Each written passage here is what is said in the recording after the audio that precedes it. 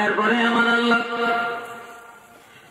প্রথমে বললেন, আল্লাহ আমি আল্লাহর ইবাদত করো, আমার ইবাদত ছাড়া আর কারো ইবাদত করিও না। দ্বিতীয় নম্বরে ওয়াবিল ওয়ালিদাইনি ইহসানা, ওয়াবিল ওয়ালিদাইনি ইহসানা। যে আল্লাহর ইবাদতের সাথে সাথে তোমরা মানুষের মা বাবার সাথে সদাচরণ করবে, পিতা মাতার কথা মতো চলবে, পিতা মাতার আইন মেনে চলবে, মা বাবাকে শ্রদ্ধা করবে, মা বাবার সেবা করবে, মা বাবার সাথে সদাচরণ করবে, অসদাচরণ করবে না। তাইলে কপাল নত করে সিজদা দেওয়া যেমন ইবাদত, আল্লাহ হুকুম মানার নাম যেমন ইবাদত, মা বাবার সাথে সদাচরণ করাটা আল্লাহর ইবাদত। বুঝছেন কথাটা? মা বাবার সাথে সদাচরণ করাটাও নাই। মা কিছুক্ষণ পরে উঠে উঠে সন্তানের পরিষ্কার করে আর পায়খানা পেশাব মাখা ওই কাপড় গুলো খাটের কোনায় জমা করে রাখি। সকাল বেলায় বাবা ঠান্ডা লাগবে এই জন্য পানিতে হাত দেয় না, কিন্তু মা সন্তানের চিন্তায় এই পায়খানা মাখা কাপড় গুলা ঠান্ডা পানি দিয়ে ধুইয়া তাড়াতাড়ি রোদ্রের মধ্যে দিয়া রাখলো। বিকাল বেলায় সন্ধ্যা হওয়ার আগে আগে এগুলা শুকান লাগবে, রাত্রি বেলায় আবার সন্তানের জড়াইয়া রাখবে। ঠিক না? পিছনে একটু হাইটেন হাঁটলে একটা আওয়াজ, ঠকঠকে একটা আওয়াজ হয়, হাঁটবেন তো মানে এটা ধুমধুম আওয়াজ হয়। আল্লাহ উঠন তো লাগবে, যারা আয়োজন করছে এগুলো দরকার আছে না? কিটা বলেন আপনারা? আমার প্রাণের বন্ধুরা কথা শোনেন না, কষ্ট হয় আপনার? কি বলেন, কষ্ট হইতেছে? এটা দরুদ শরীফ পড়েন, দরুদ শরীফ পড়েন। সাল্লাল্লাহু আলা মুহাম্মদ সাল্লাল্লাহু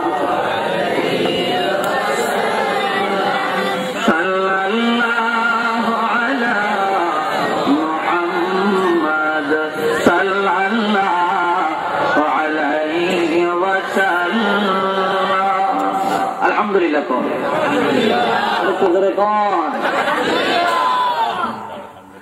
এইবারে 2 বছর মাদ উৎপাদন করালেন, আর 7 বছর 8 বছর 9 বছর 10 বছর পর্যন্ত নেতরের কাম করলেন।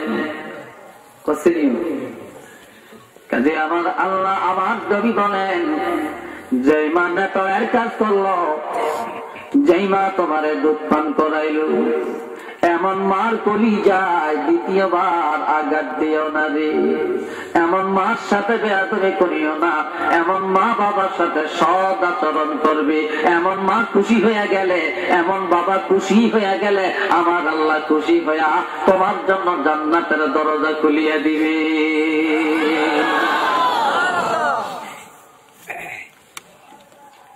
এই জন্য আমার আল্লাহ বলেন, ওয়ালা তানহারহুমা,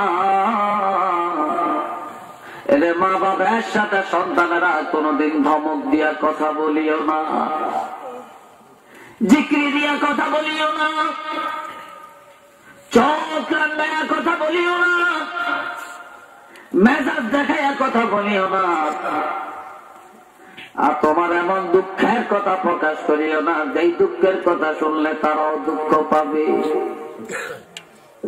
যেমন আপনি ঢাকা থেকে আসছেন ঈদের সময়, একটা উদাহরণ, ঢাকা থেকে আসছেন ঈদের সময় গাড়িতে সিট পান না, ঈদের কেনাকাটা করিয়া বাজার সদায় লইয়া কান্দে করে ব্যাগ লইয়া আপনি গাড়িতে উঠছেন, সিট নেই।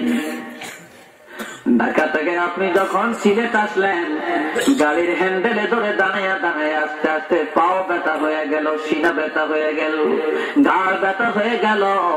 ঘরে আসছেন, মা কয়া ডাক দিলেন, মায় কয়, বাবা রে তুমি কেমনে আসছো, কষ্ট হইছি? যদি মা বাবার কাছে বলেন, মা আপনাদের জন্য, আপনাদের সাথে দেখা করার জন্য, আপনাদেরকে নিয়ে ঈদ করার জন্য এত কষ্ট আমার হইছে মা। কি কষ্ট রে বাবা? মাগো ঢাকা থেকে আসছি, সিটটা পাইলাম না, দাঁড়িয়ে থাকতে থাকতে পাও ধরে গেছে, হাত ব্যথা হয়ে গেছে, মাঞ্জা ধরে গেছে। এই কথাটা বললে মা বাবার মনে সাময়িক কষ্ট হবে, কিন্তু আমার নবী বলেন এতটুকু কষ্টের কথা মা বাপের কাছে বলা উচিত হবে না। তার কারণ মা গর্ভে ধারণ করার কষ্টের কথা তুমি ছেলের কাছে কোনোদিন বলে না, প্রসব বেদনার কষ্টের কথা তোমার কাছে বলে না, দুধ পানের কষ্টের কথা তোমার কাছে কোনোদিন ব্যক্ত করে না। আর তুমি সেই মা বাবার জন্য সামান্য কষ্টের কথাটাও তাদের কাছে প্রকাশ করিও না।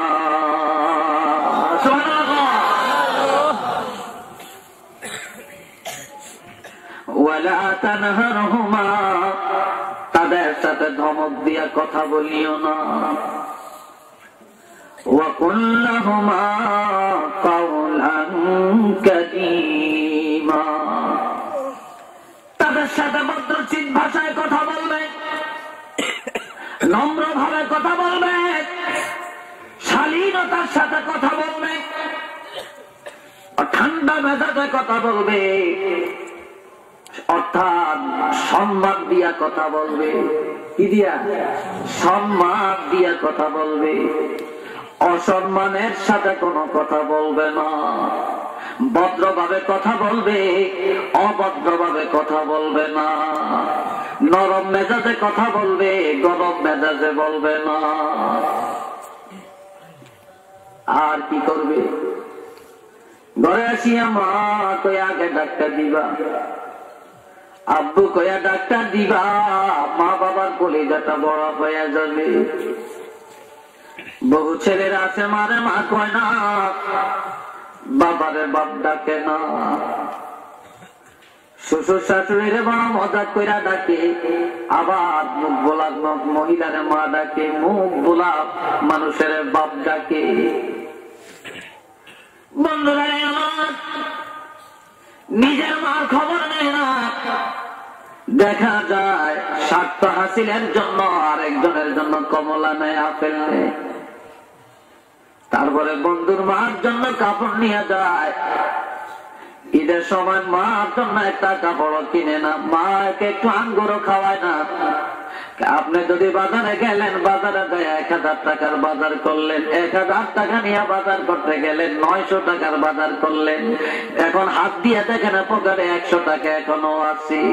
আপনি যদি বলেন আমার বুড়া মা বাবার জন্য আমি 100 গ্রাম আঙ্গুর নিয়ে যাই, আধা কেজি আঙ্গুর নিয়ে যাই, আপনি বাড়িতে যে আঙ্গুরটা যদি পানির মধ্যে ধুইয়া বুড়া মা বাবার কাছে যে যদি বলেন মা ছোটকালে কত না টিপিয়ে টিপিয়া খাওয়াইছেন গো মা, এই মা বাজার করি 100 টাকা বাঁচছে, এই টাকা দিয়া আধা কেজি আঙ্গুর কিনলাম, আমি একটু মুখে দিই, আপনারা খান দেখি কেমন লাগে। বাবা গো আমি মুখে দিলাম, খান। আমার নবী বলেন এইভাবে তুমি তোমার মা বাবার মুখে একটা আঙ্গুরের বোটা মুখে দেওয়ার সঙ্গে সঙ্গে আল্লাহ পাক তোমার জিন্দিগির গুনাহ মাফ করিয়া দিবে।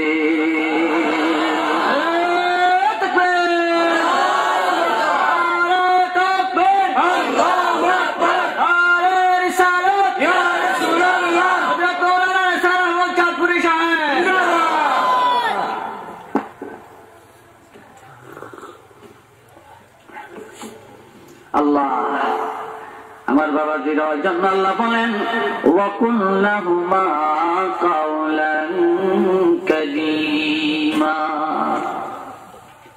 2 জিনিসের 3 জিনিসের মধ্যে মজা। কয় জিনিস? 3 জিনিস। চিলিয়ে বলেন কয় জিনিস? গানের মধ্যে মজা নাই, তারের মধ্যে মজা নাই। আল্লাহ আল্লাহ জিকির করলে মজা পাওয়া যায়, নবীর প্রেমে দুরূদ শরীফ পড়লে মজা পাওয়া যায়, আব্বু আর আম্মু কয়ে ডাক দিলে কলিজায় শান্তি পাওয়া যায়, ঠিক না? যার মা নাই বাবা নাই সে কান্দে, আরেকজনের বাপ আছে মা আছে, মা কয়া ডাকে, আম্মু কয়া ডাকে, আব্বু কয়া ডাকে। ঘরের পাশে যার মা বাপ নাই সেই ডাক শুনিয়া তার কলিজার আগুন ধাউ ধাউ করে জ্বলে। আমাদের চাঁদপুর হাজীগঞ্জ থানায় একটা কাপড়ের দোকানের মধ্যে রমজান মাসে, গত রমজানের আগে রমজানে আমি বসে রইলাম। রমজান মাসে আমি তাফসীর করি এক জায়গায় 10 দিন। আমি ওই প্রোগ্রামে যাওয়ার কালে একটা কাপড়ের দোকানে বসলাম।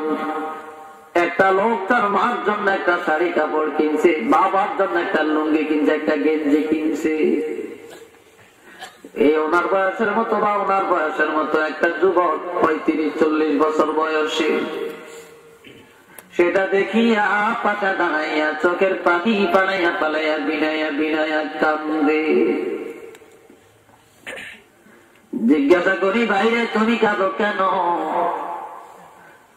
হুজুর আমি কেন কাঁদি? এই কথা জিজ্ঞাসা করলো, আমার কলিজার আগুন জ্বলে উঠে। বলো না তুমি কেন কাঁদো? হুজুর আমি আমার বাবার একমাত্র ছেলে, বাবা মা বড় গরিব, এক টুকরা জমিন আমার বাবার ছিল। ওই এক টুকরা জায়গা বিক্রি করিয়া 2 লাখ টাকা খরচ করে আমাকে সৌদি আরব পাঠাইছে। আমি সৌদি আরবে যাই 4টা বছর আমি ছিলাম। এই 4 বছরের মধ্যে আল্লাহ আমাকে লক্ষ লক্ষ টাকার মালিক বানাইছে, বা কয়েক লক্ষ টাকা আমার হাতে আছে।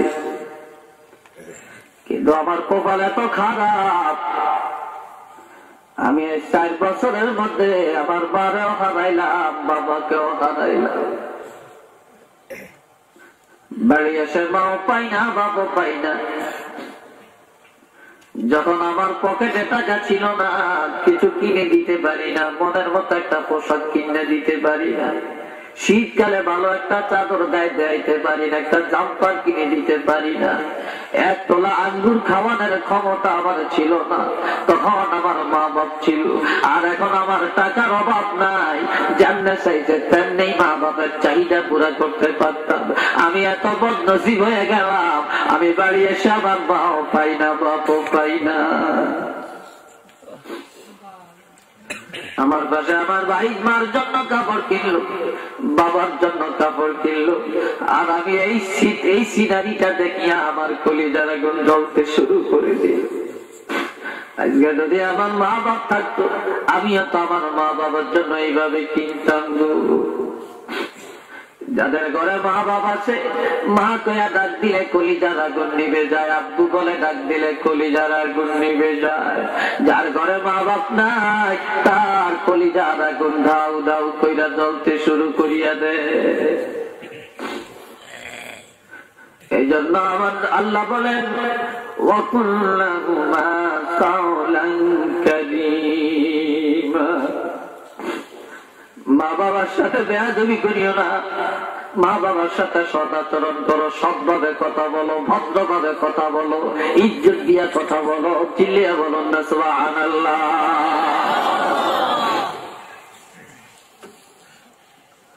ওয়াকফিদ লাহুমা জানাহাল যুল্লি মিনার রাহমা। আল্লাহু আকবার। আরেকটু জোরে বলেন। মুরগি যখন ডিম থেকে বাচ্চা ফুটায়, তখন মুরগির বাচ্চাগুলা মায়ের পিছে পিছে যায়। মা প্রথম প্রশিক্ষণটা দেয় শত্রু থেকে আক্রমণ, শত্রুর আক্রমণ থেকে রক্ষা পাওয়ার প্রশিক্ষণটা আগে দেয়, ঠিক না? যখন দেখে একটা কাক অথবা একটা সিল অথবা কোন একটা বাজ পাখি আসিয়া বাচ্চাকে সৌ মেরে নিয়ে যাবে, মাটার পায়া আস্তে তার ডানা দুইটা এভাবে প্রশস্ত করে দেয়। মুরগির বাচ্চা তো প্রশিক্ষণ প্রাপ্ত, তারা বুঝে কোন বিপদ সংকেত, এই জন্য মা বাপ পাখা মেলে দিছে। তখন সবগুলা বাচ্চা দৌড়াইয়া যাইয়া মার পাখার নিচে ঢুকে যায়। মা পাখাটা বুঝাইয়া সুন্দর করে বাচ্চাগুলাকে পাখনার নিচে রাইখা বসে থাকি।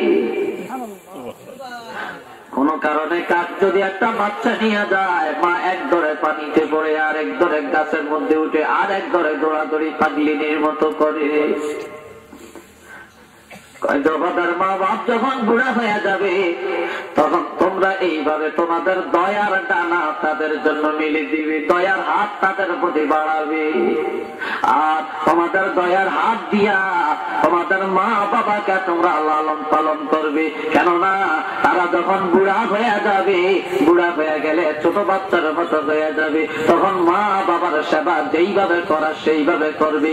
মা বাবাকে তোমার দয়ার নজর দিয়া, দয়ার ডানা দিয়া তাদেরকে রক্ষা করিয়া রাখবে।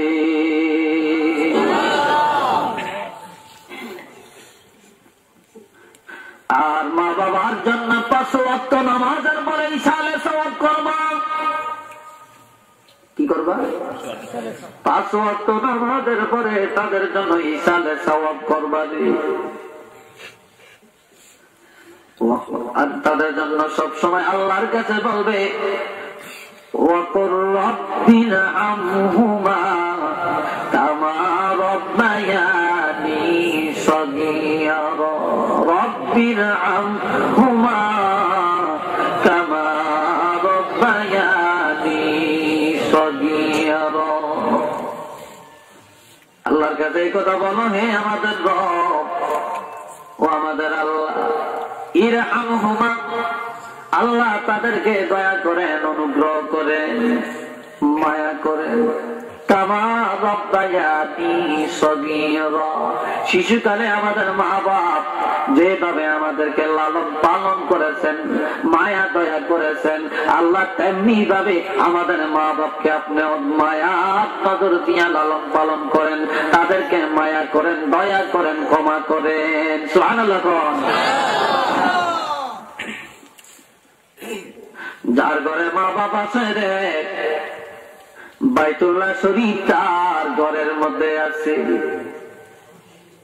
عن ابن عباس رضي الله تعالى عنه قال قال رسول الله صلى الله عليه وسلم من أصبح مطيعا لله في والديه أصبح له بابان مفتوحان من الجنة وإن كان واحدا فواحدا. الله أكبر. أول دفعة الله يسنى تزوري قلنا أنا كتلي يا بولي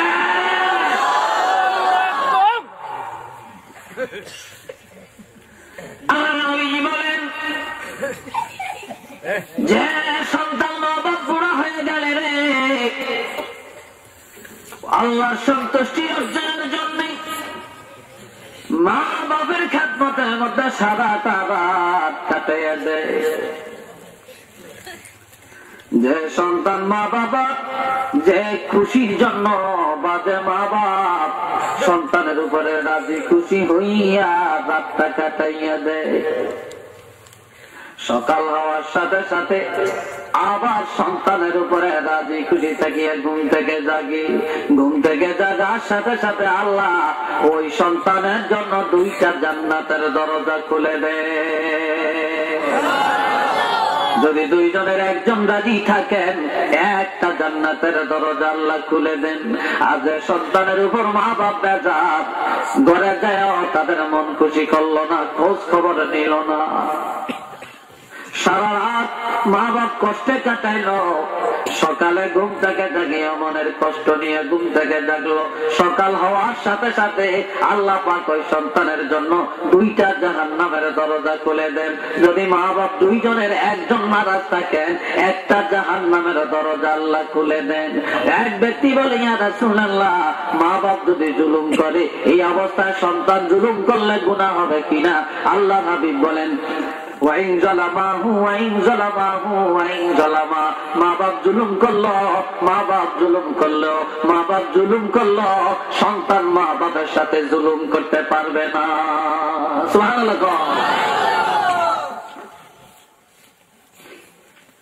বনি সালমা গোত্রের একটা যুবক ছেলে, কোন গোত্রে? বনি সালমা গোত্রের একটা যুবক ছেলে।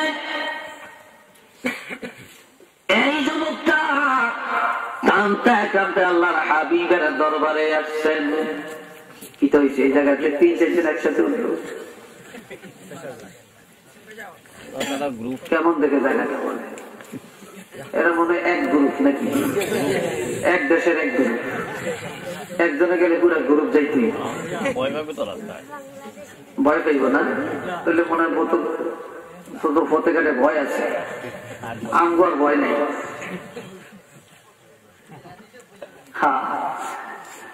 আমার প্রাণের ভাইরা, বনি সালমা গোত্রের যুবক ছেলেটা নবীর কাছে এসে কয়, নবী আমার মা নাই বাপ নাই, আমার মনে চায় আমার মা বাবার খেদমত করতাম, খেদমতের কোন অংশ বাকি আছে কিনা বলেন। নবী বলেন, হ্যাঁ, মা বাপ না থাকলেও খেদমত বন্ধ হয় না। আসসালাতু আলাইহিমা, তাদের ইন্তেকালের পর বেশি বেশি তাদের জন্য দোয়া করা, রব্বির হামহুমা কামা রব্বায়ানি সগীরা। 2 নম্বরে খেদমত ওয়াল ইস্তিগফারু লাহুমা, মা বাবার ইন্তেকালের পর তাদের গুনাহ মাফ চাওয়া।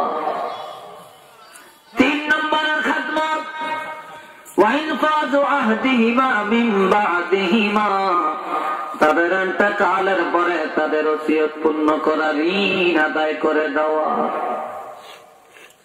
4 নম্বরের খেদমত ওয়াসিলাতুর রাহিমিল্লাতী লা তুসালু ইল্লা বিহিমা, তারা যে আত্মীয় রেখে গেছেন, যাদের সাথে সম্পর্ক বজায় চলা কঠিন, এমন আত্মীয়ের সাথে সম্পর্ক বজায় চলা, আত্মীয়ের সম্পর্ক ছিন্ন না করা, আত্মীয়ের সাথে সদাচরণ করা। 5 নম্বরে ওয়াইকরামু সাদিকিহিমা, মা বাবার বয়সের মুরব্বী যারা, তাদের বন্ধু বান্ধব যারা, তাদেরকে সম্মান করা। এই 5টা দায়িত্ব যারা পালন করবে, তাদের আমলের মধ্যে মা বাবার খেদমতের সওয়াব হয়ে যাবে।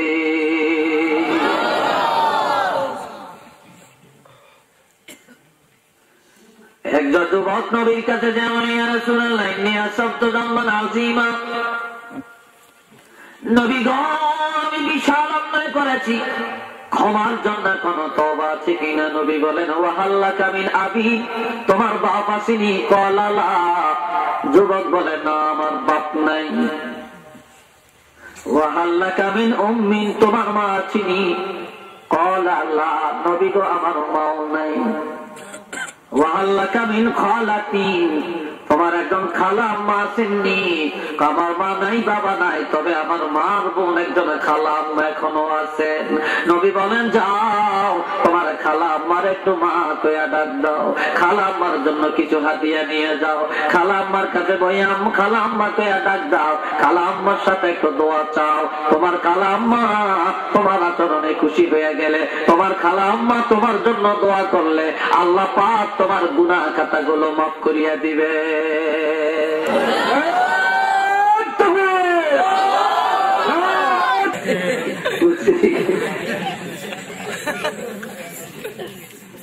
মজা করলাম, রাগ করেন না তো? হ্যাঁ, আলহামদুলিল্লাহ। তারপর তকবীর দিয়েন, তকবীর বন্ধ করিয়ে আলহামদুলিল্লাহ। কোন মা বাবার খেদমত করতে রাজি আছেন?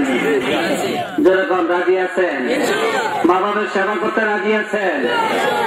দুনিয়ার সব কিছুর ভাগ আছে, মা বাপ নিয়ে কোনো ভাগ, যেটা বলেন কি নাই, ভাগ নাই। মা বাপ কবরে যাওয়ার পর প্রত্যেক রবিবার দিবাগত রাত আর প্রত্যেক বৃহস্পতিবার দিবাগত রাত্রে মা বাবার রুহু, আত্মীয় স্বজনের রুহু গুলা বাড়িতে আসি। বাড়িতে আসি আমাকে ছেলেরা মেয়েরা কি করে, তারা আল্লাহর হুকুম মানে কিনা, মা বাবার কথা স্মরণ করে কিনা, তারা ঘুরে ঘুরে দেখে। মেশকাত শরীফের মধ্যে হাদিসটা আছে, তখন তারা ঘরের দরজায় দাঁড়িয়ে দাঁড়িয়ে কান্দেন আর বলেন, আয় কেউ তু তামাঙ্গার গাছটাই আজ মানে মান, ইদা মা দাতার চুদি আজ আলেমা। ছেলেরা রে, এই যে ঘরের মধ্যে থাকো, এত হাই ফাই একটা বিল্ডিং, এটা তুমি করো না, আমি করছি। আমার ঘর তোমারে দিয়ে গেলাম, আমার ঘর, আমার বাড়ি, আমার দালান, আমার বাগান, আমার পুকুর, আমার জমি সব ভোগ করো। আর তুমি রঙের বাজার করে দিছ। আমরা তোমার মা বাবাকে কিসের মালিক বানিয়ে খালি কবরে গেলাম রে। আমাদের কথা বলিয়া গেলা, আল্লাহ তো বলিয়া গেলা, এত নিষ্ঠুর এত তাড়াতাড়ি কেমনে হইয়া গেলা। আবার কবরের পাড়ি দিয়া যখন যায়, মা ছায়া তাকে ছেলে যাইতেছে, বাবা নজর দিয়া রাখে ছেলে যাইতেছে। তখন কবরের পাড়ে দিয়া গেলে মা বাপ ডাকিয়া ডাকিয়া বলে, ছেলে রে, ও ছেলে যাইস না রে, আয় আমার কবরের পাড়ে একটু দাঁড়া। আল্লামা রবি বলেন, আয়কে বড় মানে রবিদা মানকুশা আসরে এখলাস ওয়াল হামদ বেখা। ছেলে রে, তুই আমার বড় ছেলে না, ছোট ছেলে না, মেজো ছেলে, রেখে যাও আমার কবরের পাড়ে দিয়া। তোমরা দেখো না, আমরা তো দেখি। ছেড়ে যাও না, তোমার কাছে টাকা পয়সা চাই না, ঘর বাড়ি টাকা দালান কোটা চাই না রে। ছেলেরে চাই তোমার কাছে আমার দাবি। কবরের পাড়ে দাঁড়িয়ে শোনো, জাহান্নামের আগুন দাউ দাউ করে জ্বলে সইতে পারি না।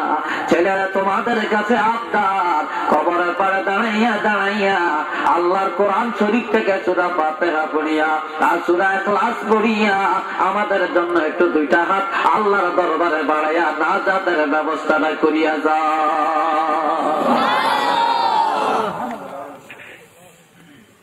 এই জন্য আমার নবী বলেন, মানুষ যখন মরে যায় সব আমল বন্ধ হয়ে যায়। তিনটা আমল বন্ধ হয় না, তার মধ্যে একটা আমল হইল আওয়ালাদিন সালেহিন ইয়াদউ লাহু। সন্তানেরা যখন মা বাবার জন্য দোয়া করে, ওই দোয়া মা বাপ কবরে থাকিয়া পায়। সন্তানের দোয়ার উসিলায় মা বাবার কবরের আযাব আল্লাহ মাফ করিয়া দেয়।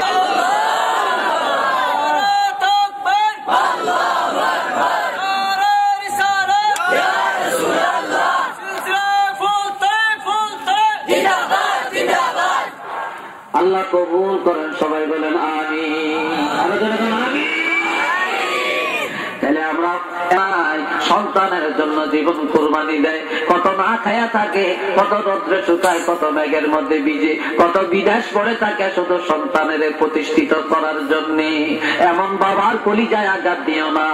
তাহলে 1 নম্বরে মা, 2 নম্বরে বাবা, 3 নম্বরে ওস্তাদ। যে মা বাপ তোমাদের জন্ম দিছে, কিন্তু জন্ম দিয়ে ছেড়ে দিছে, কিন্তু আসল মানুষ তারা বানাইতে পারে না।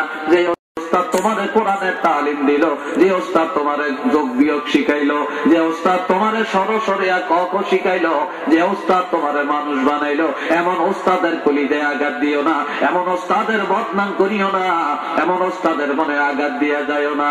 এই 3 জনের সাথে যদি সদাচরণ করতে পারো, আল্লাহ খুশি হইয়া মাফ করিয়া দিবে।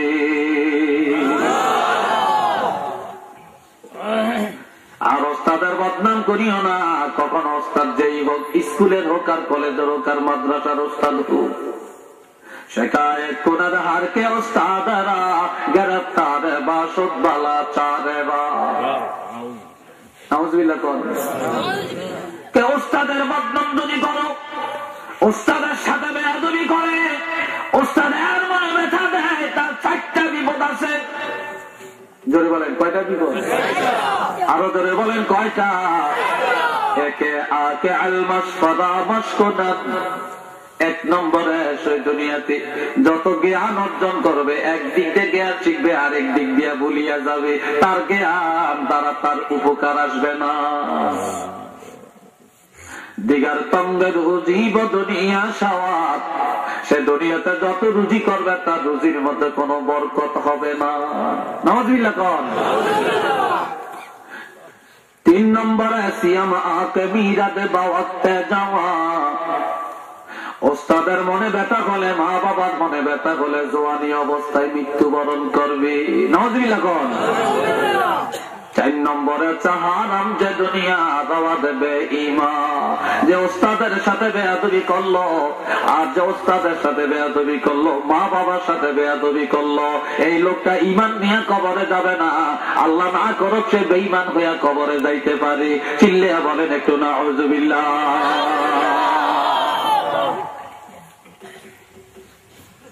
আর বেশি ওয়াজের দরকার আছে না, এই আমলই তো যথেষ্ট। কি কোন আপনারা?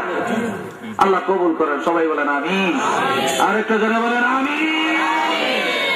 সাল্লাল্লাহু আলা সাইয়্যিদিনা ওয়া মাওলানা মুহাম্মদ ওয়া আলা আলিহি ওয়া সাহাবিহি ওয়া বারাকা ওয়া সাল্লাম। সাল্লাল্লাহু আলা সাইয়্যিদিনা ওয়া মাওলানা মুহাম্মদ ওয়া আলা আলিহি ওয়া সাহাবিহি ওয়া বারাকা ওয়া সাল্লাম। আগামী দিনও আমার প্রোগ্রাম আছে। আমরা এই দাসুরা ইউনিয়নে ইনাম, তো সেখানে বাদ জোহর আমার আলোচনা, বুঝলেন? তো ইনশাআল্লাহ আপনাদের দাওয়াত দিলাম, যাবেন আল্লাহ যদি কবুল করে। আলহামদুলিল্লাহি রাব্বিল আলামিন ওয়াল আকিবাতু লিল মুত্তাকিন ওয়াসসালাতু ওয়াসসালামু আলা রাসূলিহিল কারীম ওয়া আলা আলিহি ওয়া আসহাবিহি আজমাইন। রব্বানা যালামনা আনফুসানা ওয়া ইল্লাম তাগফির লানা ওয়া তারহামনা লানাকুনান্না মিনাল খাসিরিন। রব্বুল আলামিন, আল্লাহ আমি বড় না খান্দা গুনাহগার আল্লাহ, তারপরেও মুসাফির। আল্লাহ এই সিলেটের মানুষ, আমার কোনো ইলম নাই, কালাম নাই, যোগ্যতা নাই, আমি ফাঁকি। আলেম ওলামা, তালিবুল ইলম, ইমাম সাহেব, মুয়াজ্জিন সাহেবেরা, এলাকার যুবকেরা কত মায়া মহব্বত আমাদের প্রতি রাখে। ও আল্লাহ, আল্লাহ তোমার দরবারে আমি মুসাফির ভিক্ষার হাত বাড়িয়ে দিলাম, মেহেরবানি করে এই মুহূর্তে মুনাজাত কবুল করে নে। রব্বুল আলামিন, যত ভুল ত্রুটি বিরাদুরি হয়েছে মাফ করে দেন আল্লাহ। সওয়াবগুলি কোটি কোটি গুণে বানাইয়া আপনার হাবিবের রওজা মুবারকে পৌঁছে দেন। তামাম সাহাবায়ে কেরাম, শুহাদায়ে কেরাম, আউলিয়ায়ে কেরাম, মুমিন মুসলমানদের আরওয়াহ পাকে পৌঁছে দেন আল্লাহ। সরসিনার দরবারে আমার পিসাব শুয়ে আছে আল্লাহ, আমার পিসাবের, আমার দাদা পিসাবের রূহ মুবারকে পৌঁছে দেন। আয় আল্লাহ, উপমহাদেশের প্রখ্যাত ওলি, আয় আল্লাহ, আল্লামা সাহেব কাবলা ফুলতুনি রহমতুল্লাহ আলাইহি রূহ মুবারকে পৌঁছায়া দে। এই ওলি আল্লাহর দরজা বুলন্দ করে দে আল্লাহ। ফরিয়াদ তোমার দরবারে আল্লাহ। আমাদের মা, আমাদের আব্বা, দাদা দাদি, নানা নানি, শ্বশুর শাশুড়ি, ভাই বোন, ছেলে মেয়ে, পাড়া প্রতিবেশী, যারা খবরে আল্লাহ, দুনিয়ার সব খবর পাওয়া যায় কিন্তু কবর জগতের কোন খবর পাওয়া যায় না রে আল্লাহ। ওই অন্ধকার কবরে তারা কিভাবে আছে জানি না। ওই অন্ধকার কবরে আমাদের মা বাবা মুবারকে হাদিয়া খুশায়া দাও। কিয়ামত পর্যন্ত কবরের আযাবগুলি মাফ করে দাও।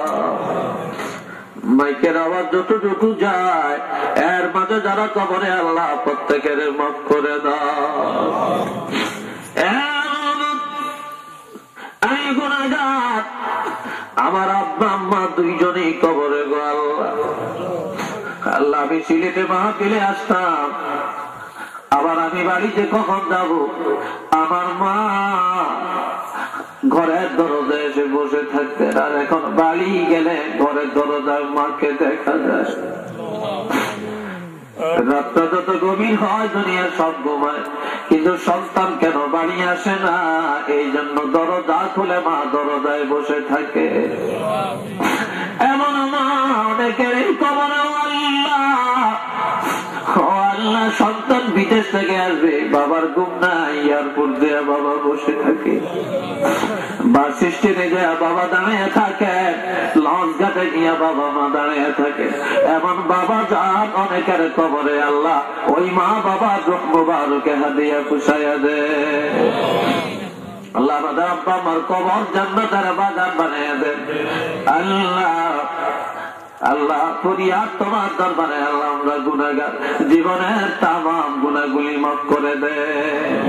ওলামায়ে কেরামের গুনাহ মাফ করেন, আমাদের জিন্দা মা বাবার গুনাহ মাফ করেন, ছেলে মেয়ের গুনাহ মাফ করেন, স্বামী স্ত্রীর গুনাহ মাফ করে দেন, পর্দার আলের মা বোনের গুনাহ মাফ করেন, যারা আয়োজন করেছেন আল্লাহ তাদের গুনাহগুলি মাফ করে দেন, কলিজার টুকরা যুব সমাজের জীবনের গুনাহ মাফ করে দেন। রব্বুল আলামিন, আল্লাহ ঈমানের মহব্বত, কোরআনের মহব্বত, নবীর মহব্বত অন্তরে পয়দা করে দেন আল্লাহ। মদিনার নবীর জিয়ারত আমাদের বারবার নসিব করে দেন। রব্বুল আলামিন, যারা অসুস্থ আল্লাহ সুস্থ করে দেন, যাদের আব্বা আম্মা অসুস্থ সেফায়ে কামেলা দান করেন, যারা প্রবাসী আল্লাহ তাদেরকে নেক হায়াত দিয়া তাদের রুজির মধ্যে বরকত দিয়া দেন। স্কুল কলেজ মাদ্রাসা ছাত্রগুলোকে আল্লাহ কবুল করেন, জাহান জাকাত বাড়িয়ে দেন। যারা পরীক্ষা দিবে আল্লাহ ভালো পরীক্ষা দেওয়ার তৌফিক দান করে দেন। আল্লাহ তাআলা আলা খায়রি খালকিহি মুহাম্মাদিন ওয়া আলা আলিহি ওয়া সাহাবিহি ওয়া যুররিয়াতিহি ওয়া আহলি বাইতিহি ওয়া উলামায়ে আহলি সুন্নতিহি আজমাইন। আমিন আমিন। বাহাক্কা লা ইলাহা ইল্লাল্লাহু মুহাম্মাদুর রাসূলুল্লাহ।